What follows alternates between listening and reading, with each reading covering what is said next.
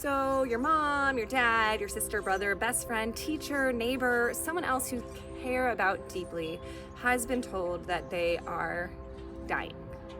How do you navigate that? How do you navigate a loved one being given a diagnosis that says that they are going to die? It's incredibly complex, and it brings with it a whole host of complicated emotions, especially if this is happening at a particularly young age, at an age when you're not expecting that person to be battling health issues.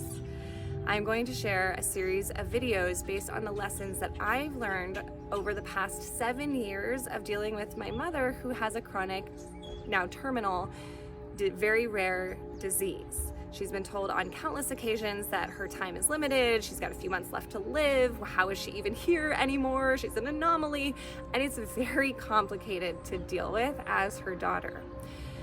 In talking to other people who are going through similar situations, particularly at a younger age than you would expect, they've told me that the tips I'm about to share with you have been incredibly helpful. So I hope that they're helpful for you as well if you're in this sort of situation, or if you know someone who's in this sort of situation, because eventually we all get there. Thought number one is that no one knows what to say. You may go talk to your friends about the situation that you're going through, hoping for some support, and they may say something that really upsets you, and you think that's so insensitive, how could they do that? But try to keep in mind that, one, there really is no right thing to say. I used to unintentionally catalog every person I met based on how they responded when I told them about my mother, and how frequently they asked about her, and if they did it in the right way at the right times, and all of these things that were totally unfair to those people, because the reality is the topic of death makes most people very uncomfortable. And so when we're sharing our experiences and they don't know how they can support us, they don't know what they can do to help, they're just trying their best. And they may say the wrong things, they may say things that offend you, but I encourage you to have patience with people and remember that if they're even willing to talk to you about it, that means something. That's showing kindness and compassion. So try not to hold it against them if they say something that makes you feel worse. And it's okay, you can still go to them for support. Thought number two is that you aren't always going to know what to say to your sick loved one. We want so much to take their pain away and to help them, but there are going to be times when you may say something that upsets them, and you're going to feel, most likely, very, very guilty for this. You're going to think, oh my gosh, this is my mother, this is the person that I love so much, I just want to help them, and instead I've just said something that really offended them in some way. Give yourself grace and forgive yourself, and know that they're going to love you anyway. You're just doing the best you can. I encourage you to try to be sensitive to their situation. They're probably in a lot of pain. So if they get upset by something you say, try not to take it too personally and use it as a learning experience to know how to handle a situation that may be similar going forward. 3, you don't get to call the shots, meaning we often want to give as much support and help and advice and offer our opinions as much as possible, and that's all great. But if you see, for example, that your parent is not exercising as much as you know would be good for them given their health condition, or they're not eating in a way that you think could help them feel better, remember, it is their life and it is their body, and no parent wants to be parented by their child. So what I encourage is that you offer suggestions. You can send articles that you find or information to say, hey, I think this may be helpful for some people who have cancer if you're interested. But I would encourage you to try not to tell other people what to do, and to remember to respect their decisions. They are the ones going through this, and so ultimately it's up to them to decide how they want to proceed with treatment, how they want to proceed with caring for themselves, and we, at the end of the day, have to respect that, even if it's not exactly how we want them to behave. It's not our body, it's not our life. Thought number 4 was huge for me personally, and that was the realization that their pain is not your own. Yes, you are suffering too, because you're watching your loved one go through this experience, and that has tons of implications for your own life. But at the end of the day, Their pain is theirs and yours is yours, so you don't have to suffer for them as them. And by that I mean, I used to, for example, totally collapse. If my mom was in the hospital, it was like, oh my gosh, my whole day is over. I can't do anything. I'd put my whole life on hold just to focus on that. But that's actually not really fair to my mom, because she just wants to see me happy.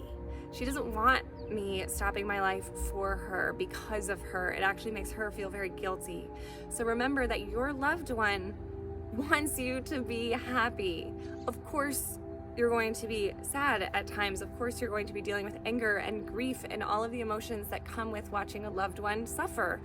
But at the end of the day, I encourage you to try to separate their pain from your own pain. And remember, you don't have to internalize what they're going through. Thought number 5 is let others support you.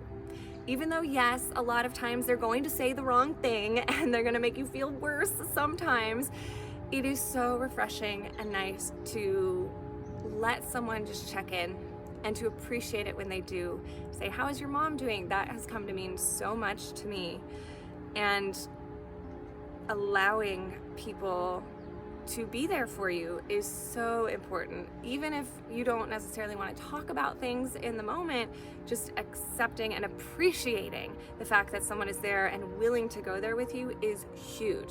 Try not to be a martyr. I've done this in the past as well, where I think like, no, I don't need to talk about this. I'm strong. I'll just keep it to myself. But that never goes well. We need to talk about things. We need to process things. And everyone has their own way of doing that. So there may be times where you don't really want to talk to anyone, and that's okay too. But I do encourage you to accept support when it's offered. Number 6, you're going to feel a lot of conflicting emotions. You don't need me to tell you that. But one source of internal conflict in particular can stem from the fact that you have time to prepare for this person's death, ultimately. And when you think about people who die suddenly in an accident, or they have a heart attack and there's absolutely no warning, sometimes there can come with that a sense of guilt of, well, I should be grateful that I have this time to prepare, that I have this time to spend with my loved one. And absolutely, I encourage you to remember that, to savor every moment. And know that it's still really, really hard, and that it's easy to romanticize those moments and think, oh, we have all this time together now, but usually that time together is compromised by the illness. So often your loved one may not be feeling the way that they used to feel. They may not be acting the way they used to act. They may not be able to leave the house. They may not be able to leave the hospital. And so it is okay to grieve the person that they once were compared to who they are now, while still being grateful for the time that you have with them. And every situation is different. So if someone was meant to die in an accident, that's how it happens. That comes with its own turmoil. But dealing with someone who's sick and suffering and having to take care of them comes with its own set of stresses too. So there's room to feel all the feelings and experience all the feelings, even though they're really, really, really tough and they're so conflicting at times. I encourage you to embrace it all. Number 7 was a huge game changer for me as well, and that is try not to prematurely grieve the future. We see what's coming. We anticipate the worst. I used to spend so much time visualizing the funeral, and that is just so not healthy, so not productive, and it's taking away from my time in the present. Yes, you want to process the emotions that come up. Yes, you want to prepare yourself physically, mentally, spiritually, emotionally, but at the same time, savor what you have today. One day, I've realized I'm going to have the rest of my life to be sad or to feel a void. But that day is not today. And so I don't need to go there yet. Yes, again, process the emotions as they come up, but try not to grieve the thing that hasn't happened yet. There are so many more things I could say on this subject, but I hope this video was helpful for you for now. Please reach out to me if you have other thoughts, things that you found helpful that I can share with other people in similar situations. Thanks so much for watching.